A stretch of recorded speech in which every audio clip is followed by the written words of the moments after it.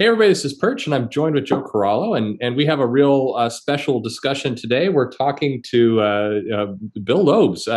How are you today? I am good. Many of the really more horrible things that could have happened today didn't happen. Excellent. Okay. We picked up a chicken.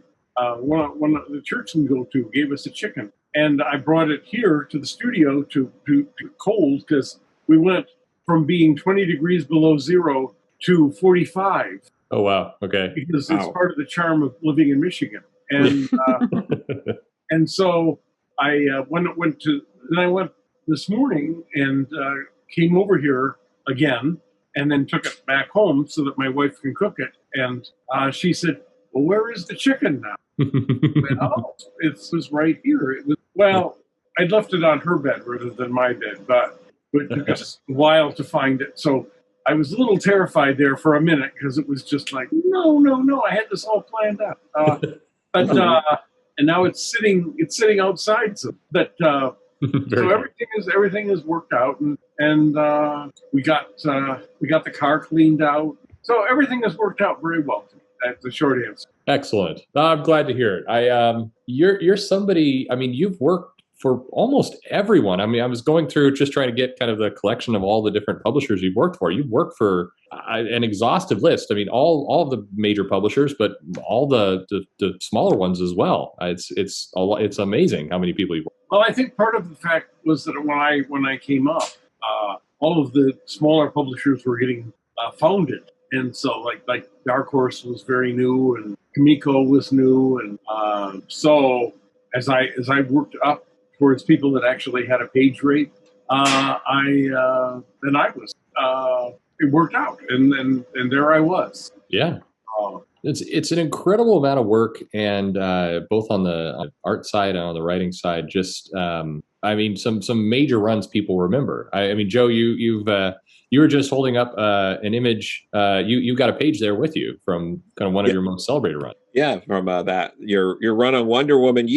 I'd love to hear about that, like how you ended up and taking the torch from George Perez after he had, I want to say, the most consistent post-crisis run. I think he stayed on the book the longest out of John Byrne on Superman and some of these other books. So what was it like? How did you get that gig? What was it like taking over after Perez and all that? Well, part of it was that George had this period of where he was like suddenly white hot, and so he was trying to he was tapped to do the Wonder Woman book, continue to be on the Wonder Woman, and do the big crossover series for DC that year. And Marvel then asked him to do the big crossover series. Right. And just tipped him over. What exactly did they think was going to happen? He was going slower and slower and slower. And so I was talking to my editor, who was the editor on Wonder Woman at the time. I had in the previous crossover, I actually had my heroine, Dr. Fate, meet up with Wonder Woman, I may have been asked to do that because we had a much smaller book at the time, getting smaller all the time, and we're trying to do guest stars and that kind of prop it up.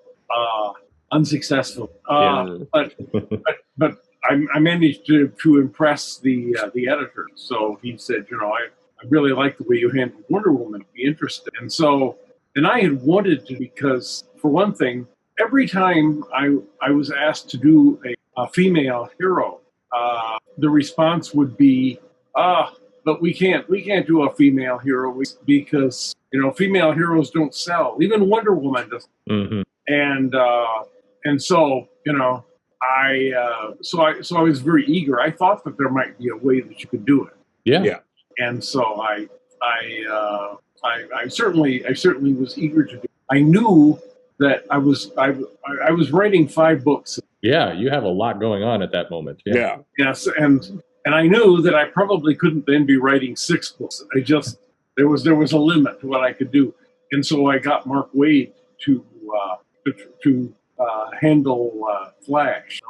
My editor at the time, Brian Augustin, worked on getting Mark on, and so I was doing this, and what I wanted to do was do something that was a little more interesting. Well, for one thing, it seems like every book that I start working on, it would turn out that people would take whatever it was that was unique about that particular character and just stuff the book full of them. Yeah. Like when I got Flash, there was like a group of Russian speedsters. Yep. There was Speed McGee, who had super speed. There was and then he had the previous writer had introduced this idea of an addictive drug that yuppies were taking and running themselves to death. Right. So, and then just as he left, he took away Wally's super speed. Right. I said, well, so essentially then Wally is the slowest man alive. Yeah. And Nothing like setting up a good run. Yeah. Yeah, really. It was, and I, he said, well, you can do anything you want. You can change it all back. You can make it a dream, whatever you want. I'm not going to be offended. Well, no, that's not really playing fair with it. Yeah. I think he said, fuck the reader. Yeah. Not surprised about that either. Yes. No. So, but I feel like, once you brought your hero up to the cliff, you really just have to do like the serial. Yeah. During rolling down a gentle grassy slope, So, but I wanted to do something that I didn't think had ever been done before. And the whole world was filled with Amazon. Yep. So, that was another case. Yeah. Yes. There were many Amazons. And I said, I don't really want to start there. I don't want to, because the whole thing, somebody who's a unique hero, is that they ought to be unique. Yes. and people kept losing track of this. And then, like a year later, they stuffed the world full of Kryptonians. Yeah, that's right. So it was, I was half expecting to get a call or something. Oh, would you like to take over Superman? Complete the trilogy. Yeah, absolutely. So I got the idea that what I could do was end up with a scene from Spartacus. But it's always good to have a scene from anywhere. Yeah. And I think that actually made the cut. I think there was a point at which all the our good space being captured by the evil alien space pirates, and they are saying, which one of you is Diana? And each one of them stands up going, I am Diana. I am. Yeah. Oh, yes. Yeah. I was actually able to get that paid off. Now, it was supposed to be, I wanted to keep her in space for 3 years. Really, do something really different. sell the concept. And they said, oh, sure, that's fine. And then they fired the editor who had hired me after about 6 months. Oh, man. Partially they blamed him for the fact that George had fallen behind on all these projects. Huh, I see. And, that's fair. Because it couldn't possibly have been their fault. Yeah. Getting making the time of the busiest man in comics, and then just making him not making him have like 100 different projects that he had to do. So. It really seemed to put it put him in a bad spot. Obviously, we saw what happened at Marvel. He had to step out, and it was a lot of it just was bad planning, right? I mean, and you can't blame George for that. He was being given lots of projects, but the idea, their idea was, well, he should when it was obvious to him that he couldn't do everything that we were asking him to do, then he should have stepped down. And it's like, have you ever been a freelancer? Yeah. You don't deliberately just turn down work. No. And DC used to have this sort of nanny fanzine where they would give advice to freelance every month. And it was all about, being a responsible adult, blah, blah, blah. And but the fellow that was writing it said, well, nobody's going to be mad at you if you turn down a job. Well, they're not going to be mad at you, but it doesn't necessarily mean that you're going to get another job. Oh, sure. Yeah. I mean, the way that the things are being structured, you turn something down, you don't know if it's 2 months later they're going to come back to you or 2 years. Right. So anyway, but that's how I ended up on Wonder Woman. And I've always loved. So it starts out like Captain Blood, where they're enslaved, and Wonder Woman has them hijack a spaceship, and then they go off and they're noble space pirate, and then at some point she becomes Spartacus. Yeah.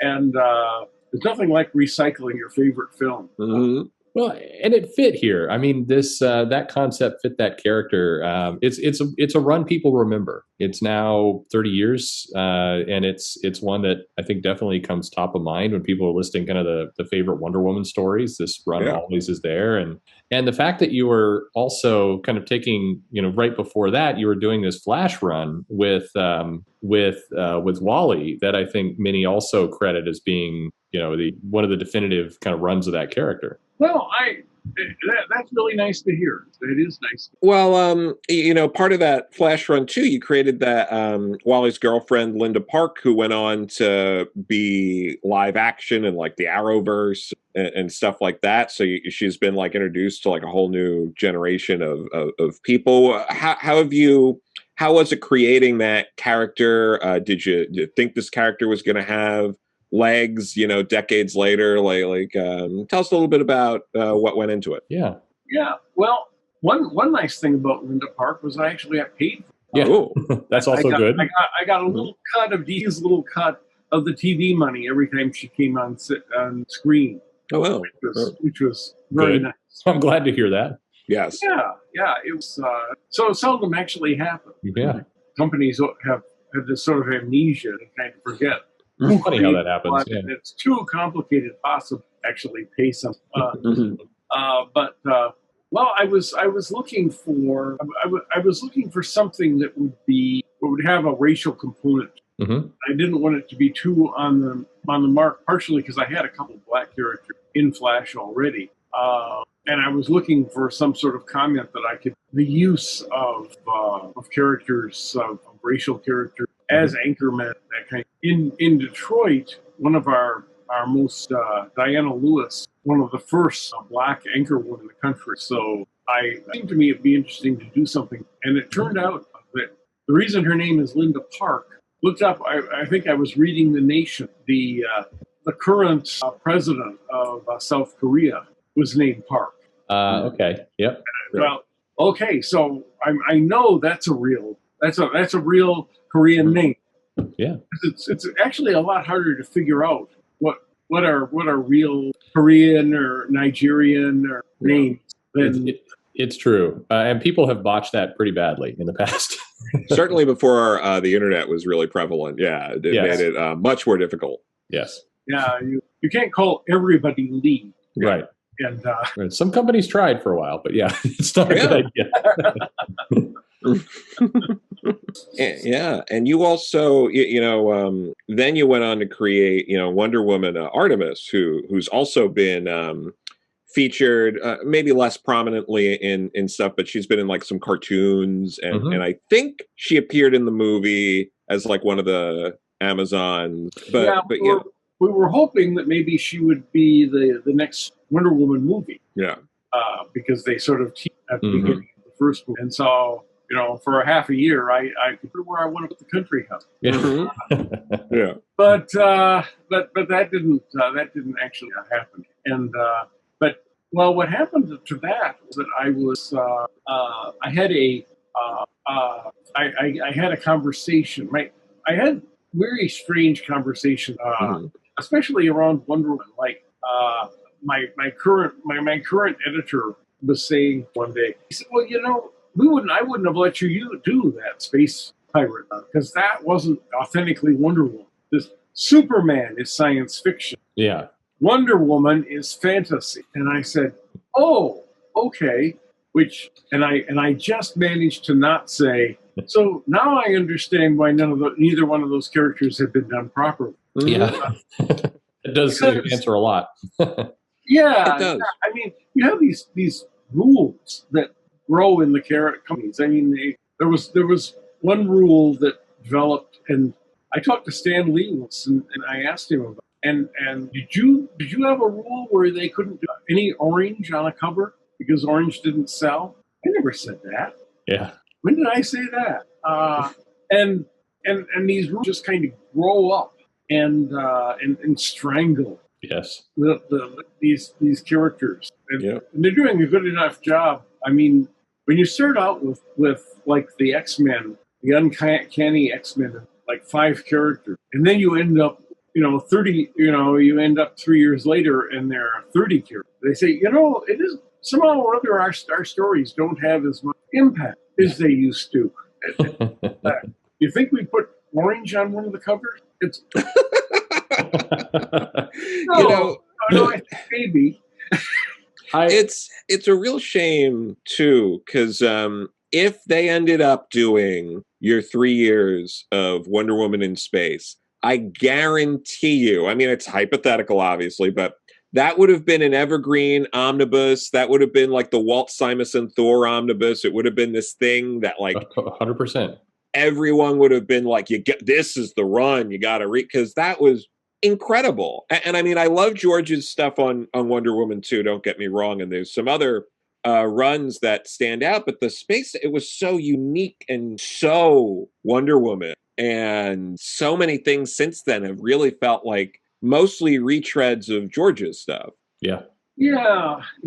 Well, and now I can. It's once again coming to my mind. My editor came to me. He was a good friend, so he could say things that that people might not have. But he said, well, what we need to do is, you created this incredible gallery of supporting cast that everybody loves. So what we think we should do is kill them all.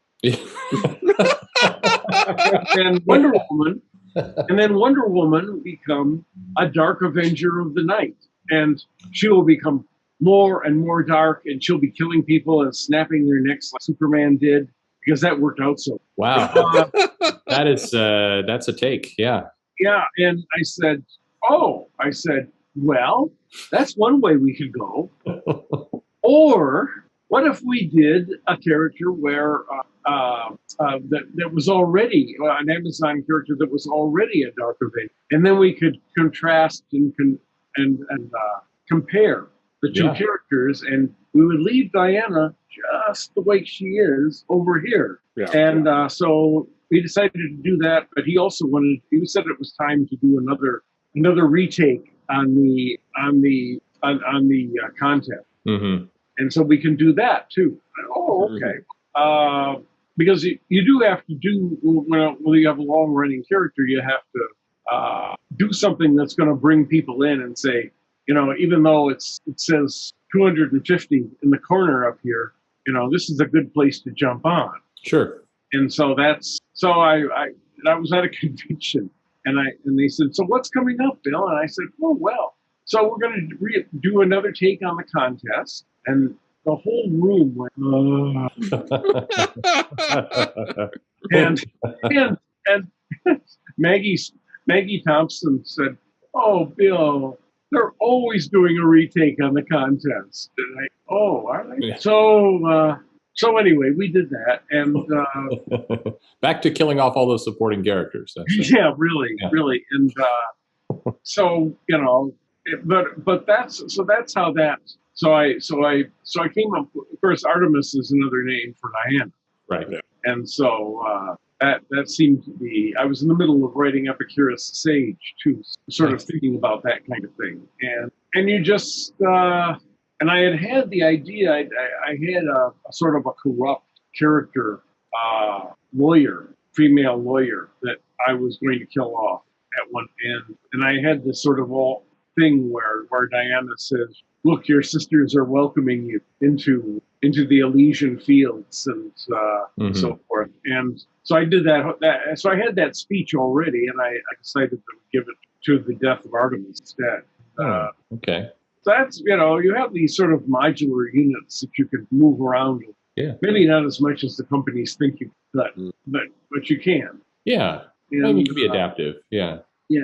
It's, I think, again, that run has aged incredibly well. I think, like Joe said, you could have kept her in space for 3 years. People would have eaten it up. I mean, the fans loved it. They love that run today. And kind of, as I mentioned earlier, you did a fairly long run on the Flash. I mean, it was almost 50 issues. And this is, I think, when a lot of people, so today there's this feeling like Wally West is, there's a lot of very dear fans of Wally West who feel like the character has been misused in recent, and they always go back and they point to your run as just being kind of this definitive, and certainly what Wade did after that. But I mean, it was this era that people just loved. The story, I read it this morning again, knowing I was going to talk to you, but the Nobody Dies kind of one-page story. That's in a lot of people's memories as one of the best Flash stories of all time.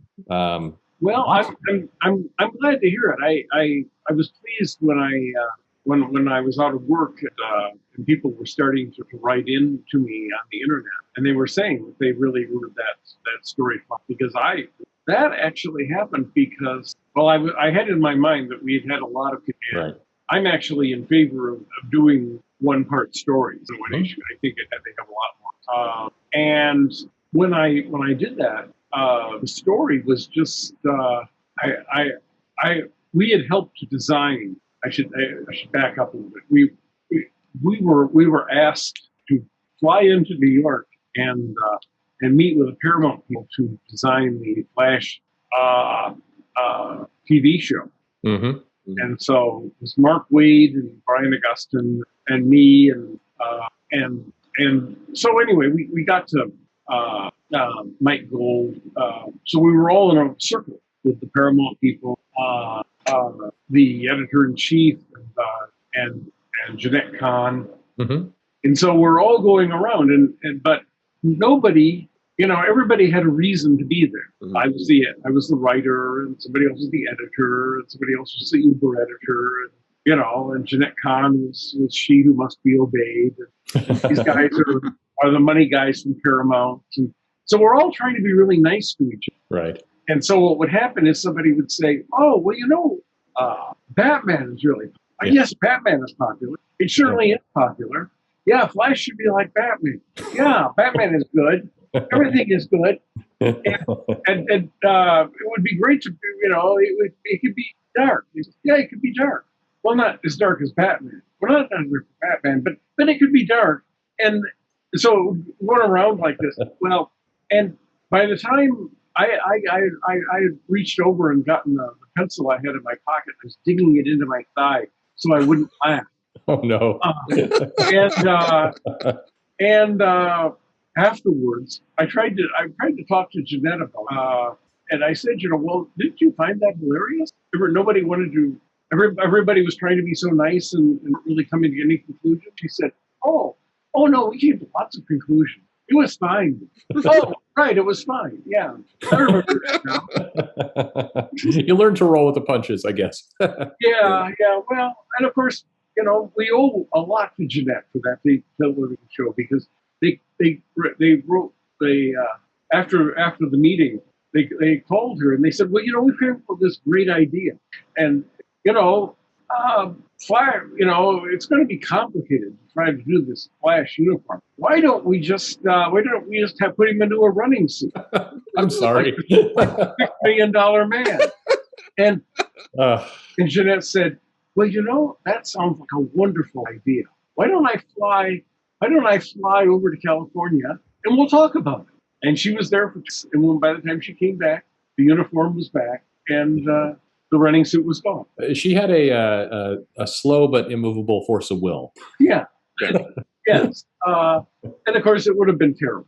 It would have been just. Oh yeah, that would have been awful. Yeah. And from the vantage point of DC, you would have a whole new uniform that you would have to deal with somewhere. Oh, sure. It was even for me who wasn't a big corporate supporter. I could just see an endless nightmare from this running suit. Yeah, I mean, I'm trying to picture all the iconic covers. Flash in the running suit, racing Superman, Flash in the running suit up on the satellites with the Justice League. Yeah, we could put Superman in a robe and why not? Why not? It's that's funny. It's I think that's what a lot of people assume, and then to hear it out loud, it's I don't know, this nobody dies issue. Not to keep harping on it, but I mean, I just looking at it, it's amazing how many top 10 lists of all comics that issue is in. Comixology 5 stars. Like you go down the list like that. Here's an article: the 15 comics you must read in your life. That comic, and it is a wonderful one-page comic. I think Jonathan Hickman, as he took over the X-Men, talked about one of the driving forces of doing the one and done issues was citing this Nobody Dies comic as just an inspiration for that. So it's well done. It's a great run, but it's a great issue in that. Well, as I say, I was thinking of the fact that I did want to do. It was time to do a single issue story, and so about 6 months after this meeting. Mm-hmm. And the best part of this meeting, by the way, was the fact we all got taken out to dinner by Paramount. Oh, nice. Yeah. And since we were in New York, we went up to the 98th floor of some motel. And we walked in there, me and Mike Gold, and I said, do you feel like, and all the people are in livery, everybody's all dressed up, and we actually had coats on, which is, I think, the only time I ever wore a suit coat in my life, and I actually put on a clip-on tie. I was very, very more dressed up than I usually was, but I felt like vandals full of room.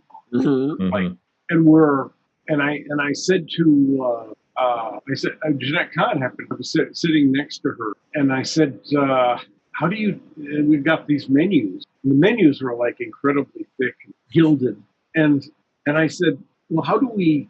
I don't even see where there are prices. And she says, Bill, there are prices where you take people for corporate dinners. No prices. And yeah. And it's like, wow. You made it. Yeah. You can make it there. You can make it anywhere. Exactly.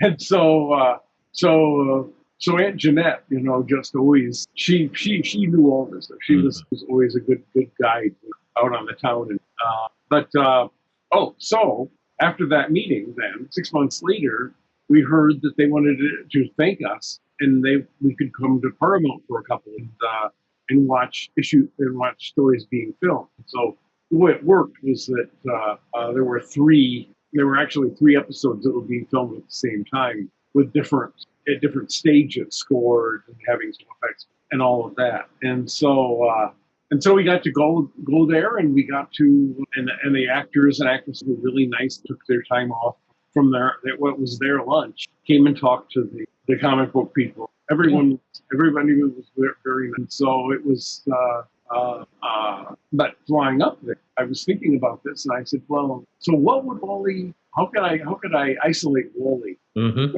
What if he was in a plane like this? What if that stewardess was a stand-up comedian? And so that was, and somebody knocks a hole in the plane, and then he has to decide, because we never actually decided if he could go as fast as Barry could do that leg business that let him hover. And so that was, well, it was this, I mean, it came across as heroism. I think you have somebody who's sacrificing himself. Maybe it's death. I mean, the part that's powerful to me about that story is Wally doesn't know if he's going to survive this, but he does it anyway because it's the right thing to do. And it's I think maybe told in one story, it hits you hard. And it's so you carry it off very, very well. And all through my career, my friends, at least my friends around here who were in comics, Bill, you never understood what hero was all about. And by which they meant I didn't understand about superheroes and supervillains fighting. Right. That's something different. Yeah. But, the two instances that I've had where I actually wanted to show heroism, one was that story, and the other was the Wolverine McAllister story, where his friend is trapped under the ice. Right. Goes under the ice for him. Yeah. That's a powerful story too. Yeah. So that was, and people actually recognize, although Don Thompson never believed it. You don't really understand superheroes. You don't understand heroism. And Maggie sort of looked away. Like, I know a lot of people who would like you on some books today. That's all I know. Oh, yeah. You mentioned Mike Gold, who was editing there at the time. He was at First Comics for a bit. How'd you meet Mike? Well, Mike had been, this is one of those periods where I go into coma because I can't quite remember the titles, but he was involved in like as a junior editor, trafficking the artwork back and forth between companies. So that's where he started, and then he came back, and then he was, and then he worked at developed the Chicago comic, and then he came back and did First Comics, and then they hired him to be sort of the editor wrangler. We used to call him the Uber editor, Nice. because there was always a lot of internal conflict between the editors and their various kingdoms and that kind of. Not as bad as it was during the 40s, but still pretty bad. And Dick Giordano and I were treated to create the Impact, and he said, "Well, you guys are so great." He said, "There's no fighting. There's no there's nobody insults one another. There's never been a point when I was afraid somebody might hit somebody." And I said, "But Dick, why would we do that? We just sit around. We're starting a new comic book line. We get to talk about comics all day. Yeah. If we walk out in the hall, somebody with livery on hands us a Coke. You just had to put your hand up like this, and somebody would run over and give you a Coke." Nice. And the other people that were there were Microsoft. It was a few groups, and they were significantly better dressed, but they were also significantly richer.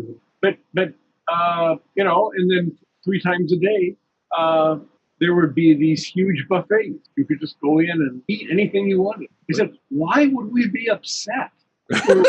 We're walking south.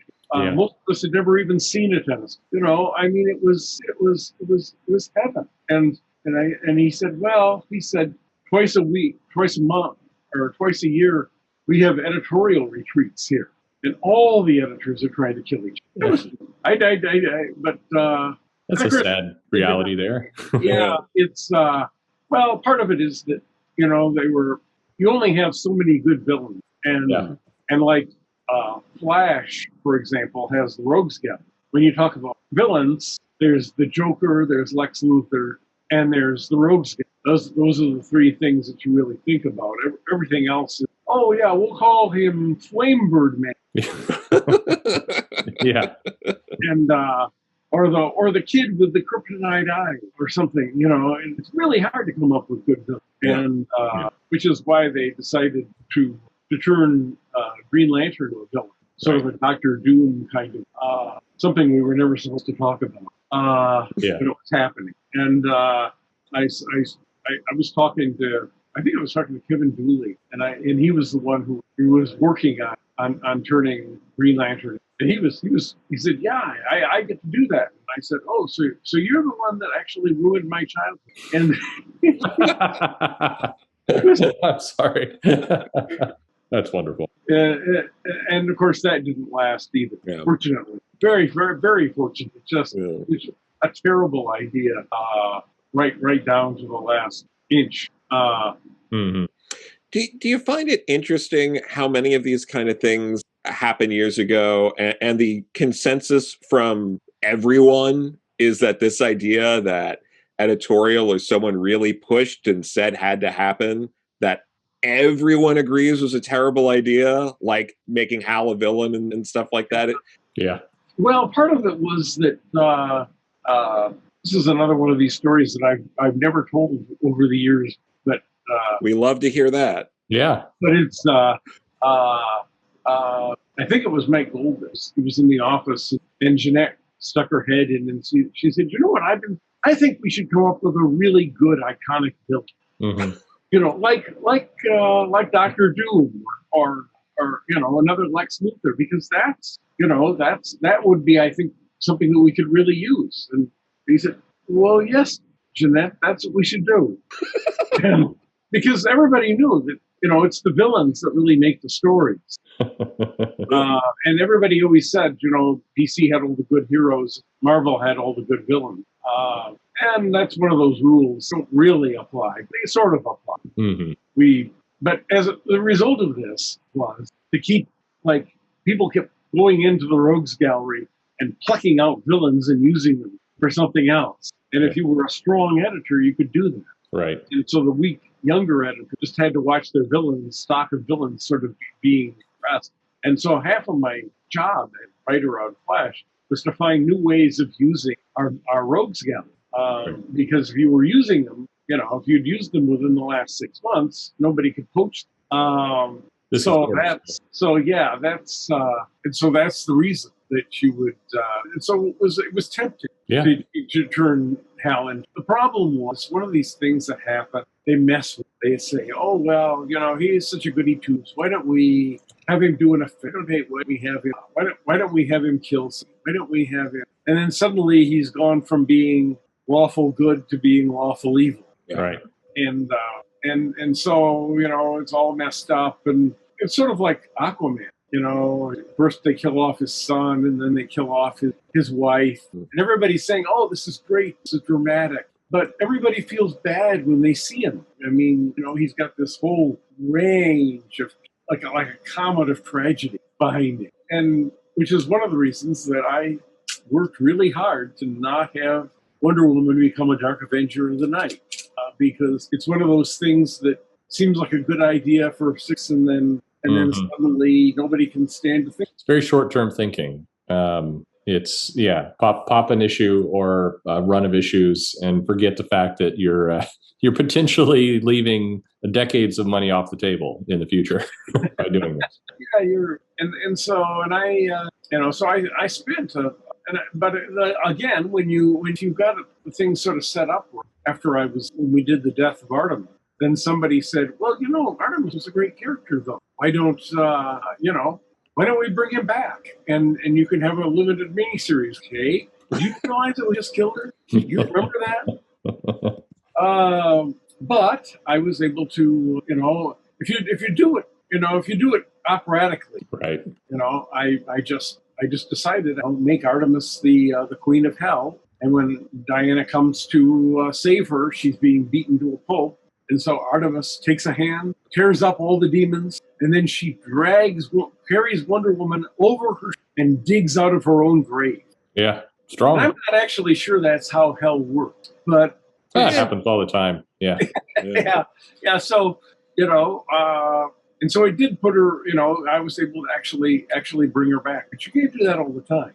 You get that one shot of doing that. I think it works for that type of character easier than others. You have the mythological component to it, so you have other things you could tap into, but you couldn't do it in the same way. I think if you killed off Green Arrow, for example, it would that would be weird. If have Diana crawl out of her own grave carrying Oliver Queen over his shoulder. Exactly. Yeah, it doesn't have the same ring to it, I think. But we've been talking a lot about DC. Of course, you have worked for a lot of other companies. Joe and I were talking about right before you came on that you worked on this little comic Maxx with Sam Keith as well. Of course. Mm-hmm.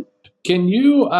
This is a comic I know a lot of people really enjoy. They like. I think it has this cult following and favorite to it. But what was happening there? When we started out, and I was saying, so what is the basic overstory that we're going to be doing, Sam? Right. And he said, well, I'm not sure I want to tell anybody that because it'll just take away the mythos. Okay. I said, I'm not sure mythos means what you think it means. But I said, Sam, the thing is, if you're if you're the creator of a book, you can fool your readers. Sure. And you can fool your editor. You can fool your publisher. Basically, people have done that for years. But you can't fool your writer. You can't. You have to tell the writer what the story is, the real story. Well, that bought me about 6 months of clarity. Okay. Saying that, but I never really knew. Was he this puka that was a rabbit, but also a mask with worms behind? Right. No, I'm not absolutely sure. And when you started in talking, I knew that was going to be coming up. I mean, I enjoy. I sold that comic. I read that comic. I like that comic. It's fun. It looks beautiful. I like a lot of the kind of the pieces to it. But Joe brought it up, and I always have this feeling like there was an issue I missed, and it was this one issue that would tie it all together, and I just stupidly missed this one issue. But I love this comic at the same time. Yeah, well, and so Sam was probably right. I think, you do need a little of mystery in your comic book, I think. Sure. But, well, I'll tell you, the character, so you had Julie, this young, beautiful, and then there was Sarah, who was a sort of maladjusted teenager. And she appears, I don't know if she appears in issue 2 or issue 3. I've been told both. But she was carrying around this gun, and she was planning on killing herself. Right. And so Sam would call me up, and we would talk about things, the current story, and I would always say, well, that's okay. You just told me 40 pages worth of story. So why don't we put some of that good stuff in the next? And we can do 20 pages of story, because that's how many we have. And he would say, sure, that's fine, Bill.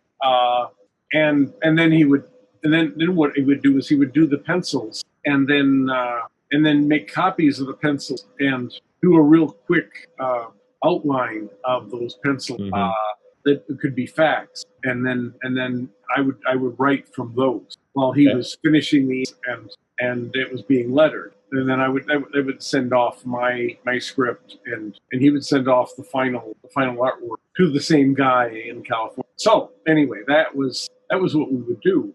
And so he's telling me this story, and he says, and I said, so then what happens? And he says, oh, well, then she shoots herself in the last panel, and everything goes black.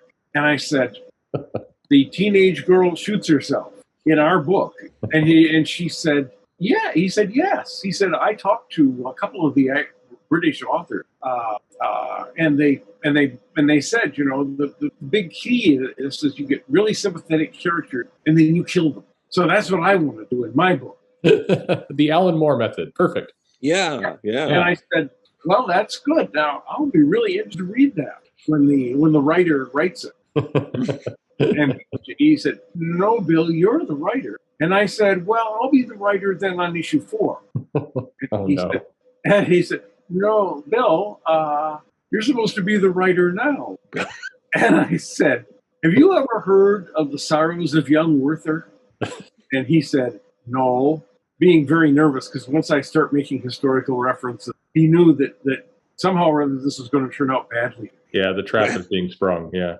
Yeah. So I said, no, the sadness of young Werther, the sorrows of young Werther, was written by the author Goethe, who was the German Shakespeare.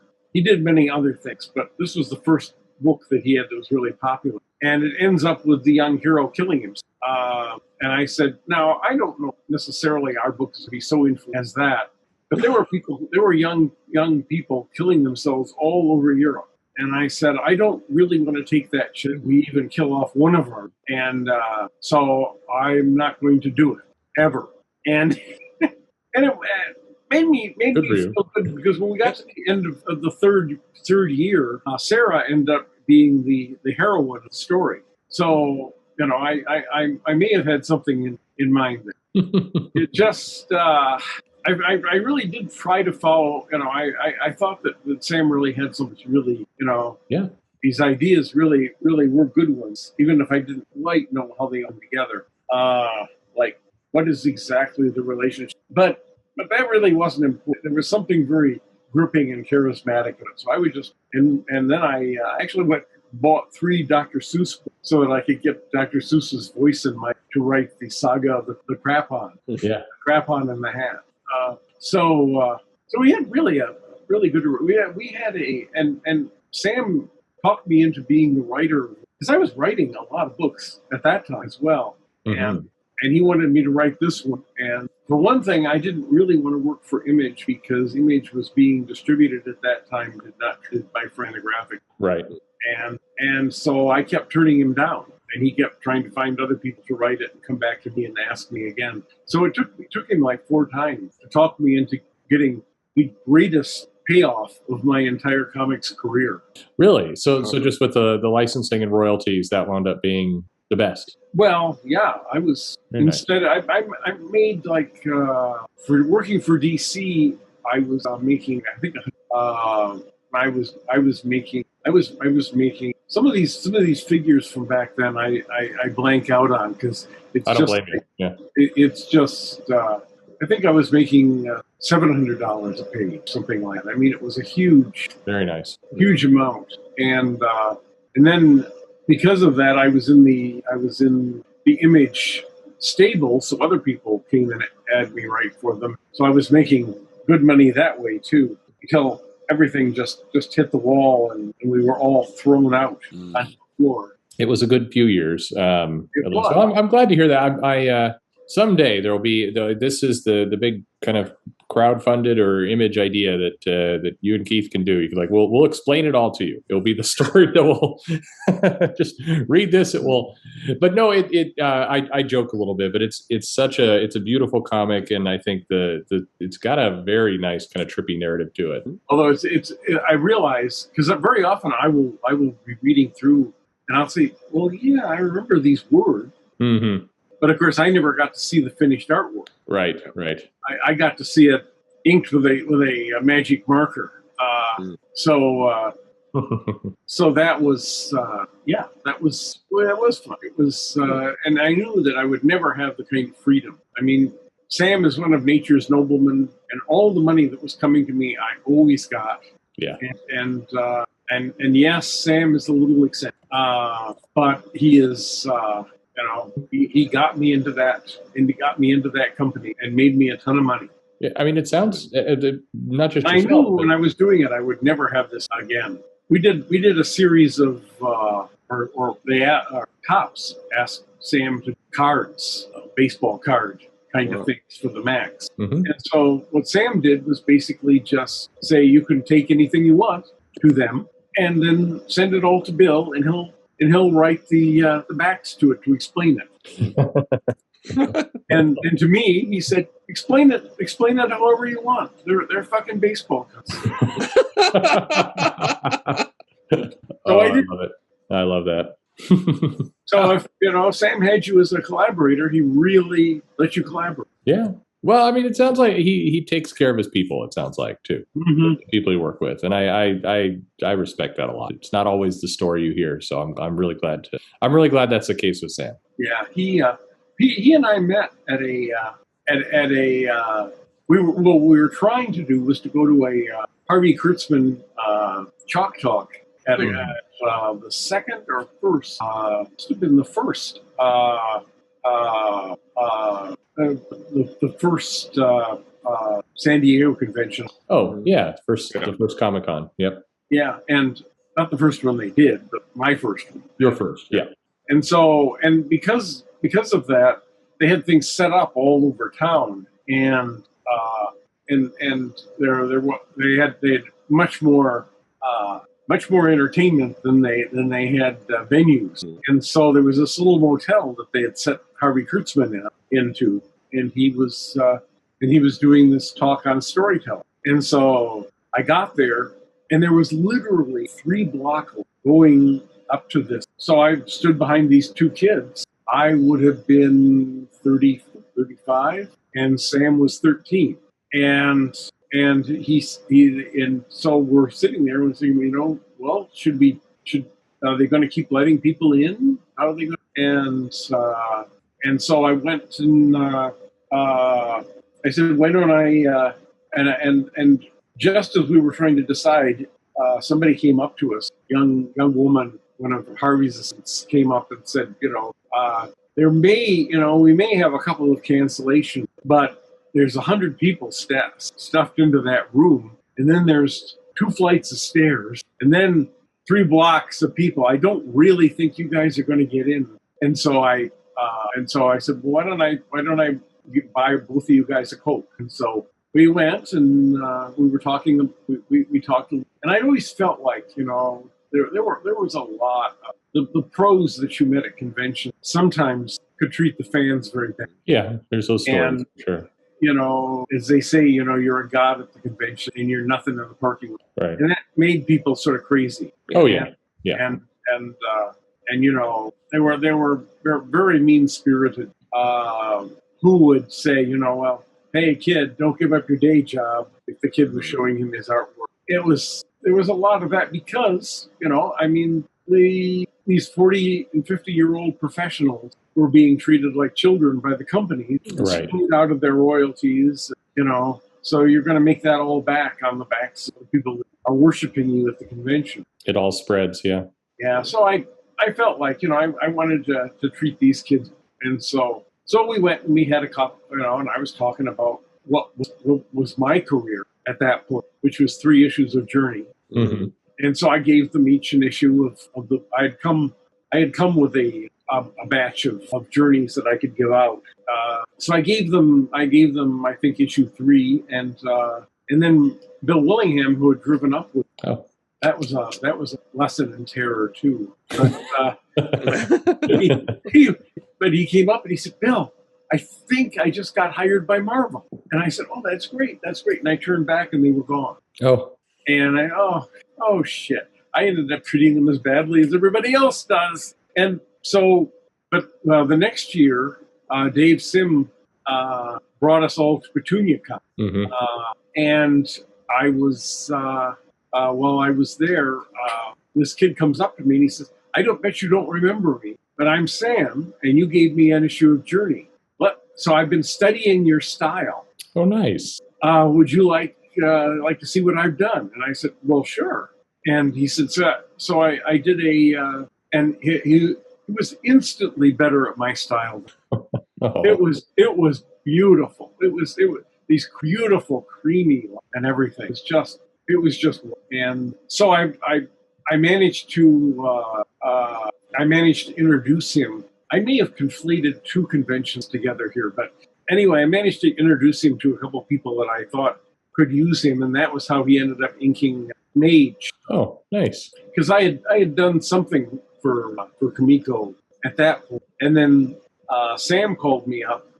So he was actually, doing the inking work. And Sam would call me up every week and say, you think I'm going to be just pigeonholed as an inker now? Do you think I'm never, ever going to be able to pencil anything? Calm down, Sam. Calm down. It really, honest to God, they're going to recognize how great you are. I can tell you. Because he had done like a little sort of Agatha Christie superhero story. And then he did a huge splash page for Journey. House ad for Journey. People were so it was so great that people thought that he actually had done a whole story in Journey, and so this is going to work out. And he said, well, I know that they're looking for somebody to write Johnny Quest. Would that be anything you were interested in? Wow, so paid back. Yeah, so we've been paying back and forth all the time. And of course, when I pitched Epicurus the Sage, the guy said, do you have anybody that you're thinking about? And I said, well, what about Sam Keith? And I'm thinking, finally, I get to give him pencils. Yes. And so that was awesome. Yeah, it was. So you just, if it works right, then when you're friends with somebody, you just pay each other back and forth. Yeah. I love that. That's wonderful. I don't know that I've ever known that story. That's awesome. Today you're working with Resurgence. Is that right? As the editor in chief or the product editor? What are you at? It keeps shifting. Okay. But it basically right now I'm I'm the writer on somebody's story. Okay. The name of which is escaping, but it's a superheroine. Nice. And yes, and supernatural superhero, it's going to be pretty good. And so just talking the guy that actually he's the publisher and also the creator. But I've pretty much done what he needs done to tell the story that he wants to tell. So it's as close to being my story as it could be. And he's but he got COVID in the middle of it, so it's taken us a little longer to get everything together. Plus, I'm also doing things for YEET as well. So, right. And you know, this seems to be coming together a lot better than I thought it would. You know, Arville Jones introduced. He's been trying to put together a comic book company for at least 10 years, and finally he's gotten everybody. It's a good, you know, I think it's really good. Every once in a while, somebody comes up with the idea of, well, there are all these semi-retired comic book people. Why don't we come up with a company that they can work with? Mm-hmm. And it tends to sort of fall apart because the licensing and all that just sort of doesn't really work. But now that you have kickstarting and that kind of, mm-hmm. it might work a little better. And we've got Mike Grell, who's already contributed a couple of his stories. You know, it's very, very well may actually work. Yeah, I'm looking forward to seeing all that. One more question for me, and by the way, I want to thank you for all the time you're giving us today. Yes. It's really appreciated. I could listen to your stories all afternoon, to be honest. So yeah, there you go. What is there a character or a story or something that you always hoped you could get to and it didn't, like what's that one item, or is there something like that you have a story to tell and you just wish you could tell it?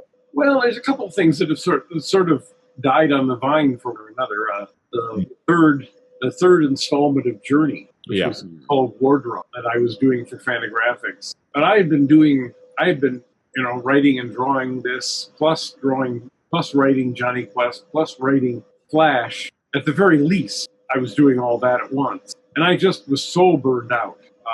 So we came up with this idea of doing Wardrobes installment. But I just couldn't do it. I just was completely exhausted. Well, Mike has now discovered that there's one whole issue of Wardrobes that I never did, that I did and never got published. And there's an issue of Bliss Alley. I thought I did not realize that I had actually finished that third issue, Bliss Alley. So we're thinking maybe we'll start publishing that in installments. I would really love to get at those stories. Yeah, I would too. I mean, there were other things. Do you remember they came up with this idea that ordinary people were going to be turned into superheroes through some sort of jump-starting whatever that is that we called their superpower generation. Mm-hmm. Yeah, kind of the meta gene, kind of. Meta genes, yeah.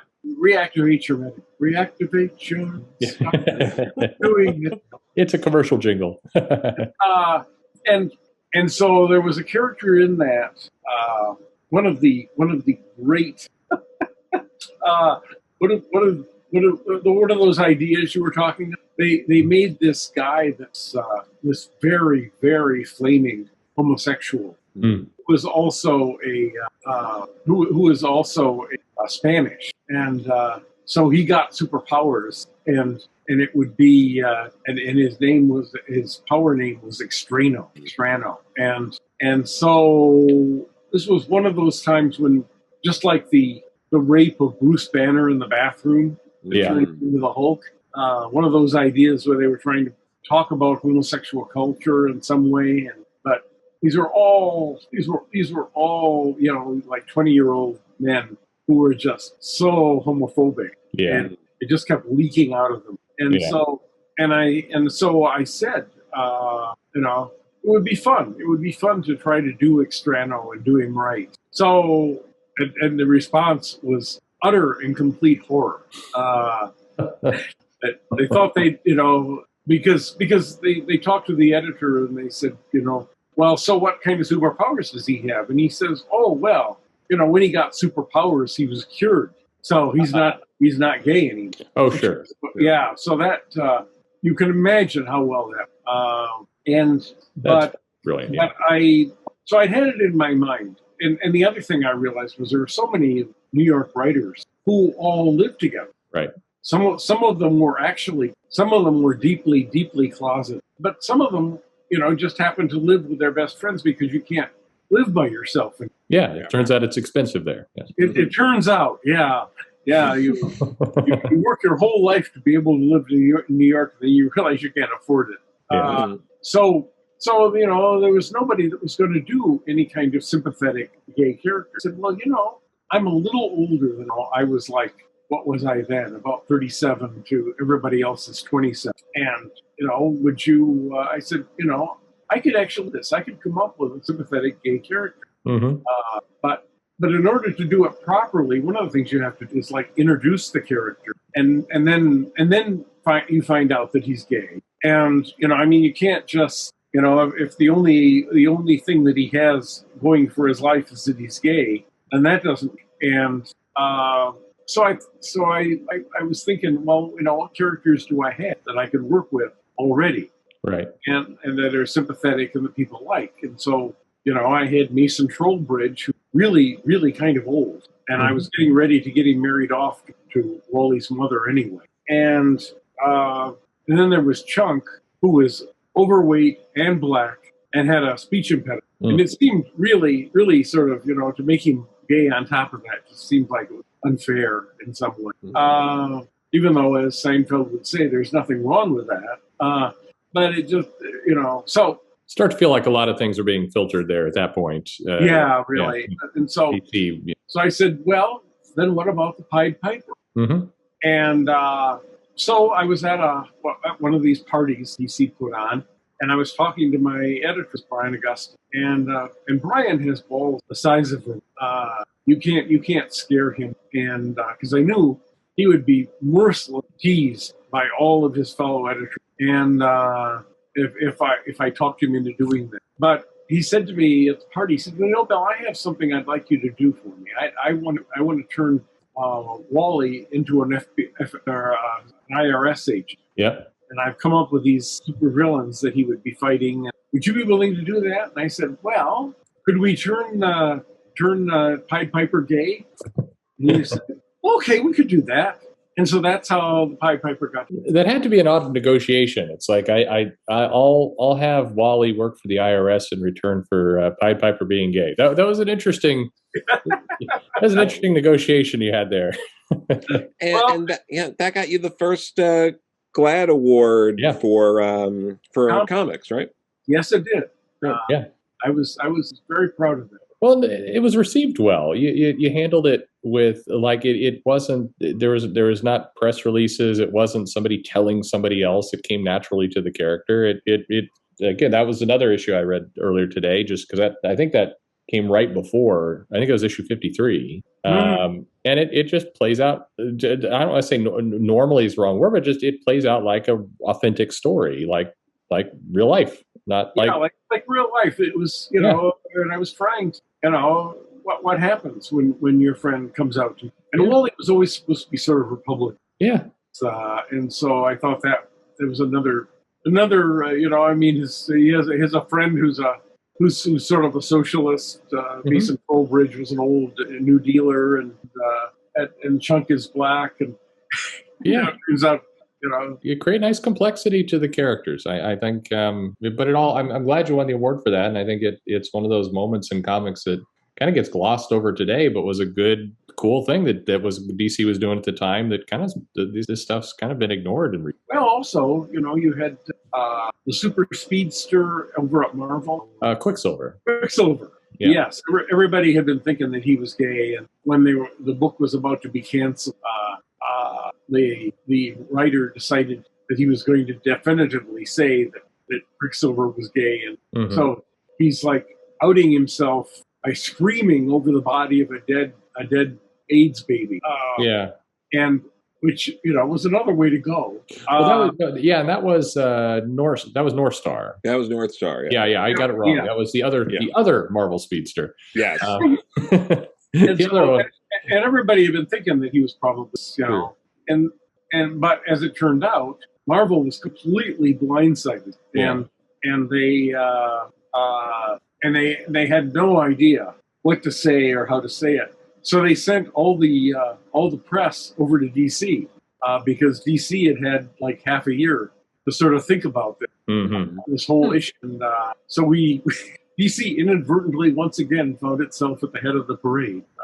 Wonder Woman was always part of the gay pride parade. They had me write her stuff, and my editor, Bill, Wonder Woman is not this political. Let's make her a little less political. Let's make her even less political than this because we don't want to get the building bombed. Okay, okay. So but it's a funny time. There's a lot of decisions that were made over the years. But I'm glad you got the award for that one because it was a nice organic moment. It certainly felt more organic than the kind of the Marvel getting press releases and headlines for North Star. It felt a little bit like that. It was intended that way as opposed to what you did. I think was just to have a very natural story out of it, and I think it added a lot to Wally. And we had so I won the award for that. I've won 3 awards in my life. I won an Inc. award for San Diego and for my body of work and she just started. And then I won that award, and then I won the Finger Award for Excellence in Comic Book, which I got 3 years ago. Very nice. 2017.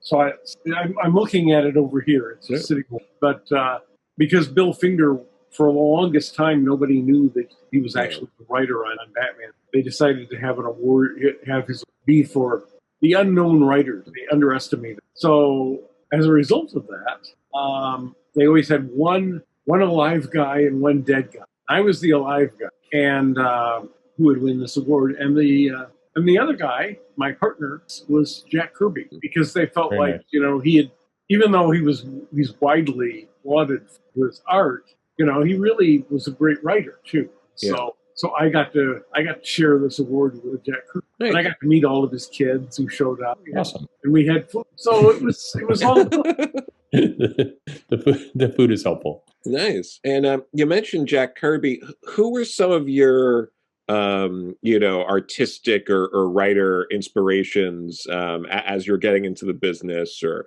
any legends you might have met along the way that helped inspire you? Well, I think obviously Will Eisner Yes. was one. And, I always, it was a funny thing because when I was a kid reading Famous Monsters of Filmland, you could write in and get all these weird stuff in the back of the magazine. One of the things you could get was a 6-foot-tall booster of Frankenstein, which I kept in my room forever. And I made it, we moved a lot, so I eventually lost it. I had made up all kinds of stories about him being my best friend, how I would rescue him from Prince of Adventure, all of that. And so a friend of mine said, one of your influences, I think, must have been Jack Davis. And I said, well, I don't really so. But of course, the Jack Davis I knew, jokey, sort of linear drawing kind of guy. I did not recognize somebody that did like the War Story, DC, and all that. And so, like 3 years ago, I thought, I could actually probably find that image of Frankenstein somewhere on the internet.